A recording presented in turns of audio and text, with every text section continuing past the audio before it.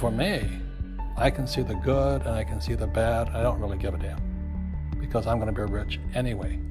But a poor person with a poor personal economy, all they're going to see is a bad economy because they don't know how to make money in any economy. And a middle class person, they have a middle class economy. What they want is a nice house and a steady paycheck and the job and the car. And so when you take their job away, to them, that's disaster. Well, since an entrepreneur doesn't have a job anyway, it's no big deal.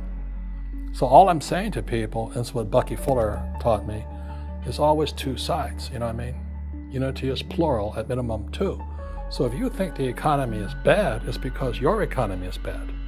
If you think that steady, employment is important, then you'll see an economy without jobs.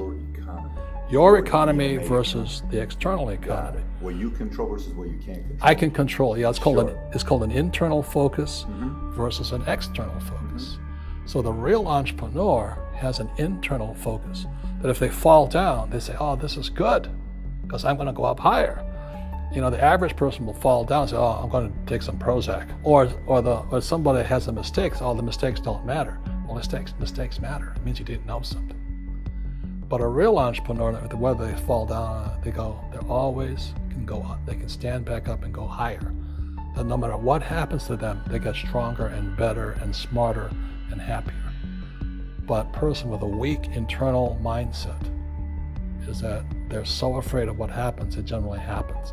Like, people who are afraid of losing their jobs, they generally lose their jobs. You know what I mean? Yeah, so everything you can comes through you. Yeah, so the entrepreneur first job is to control inside here, not outside there. The moment you take that paycheck, you're an employee. You've got to be stronger than that. It's about inside control.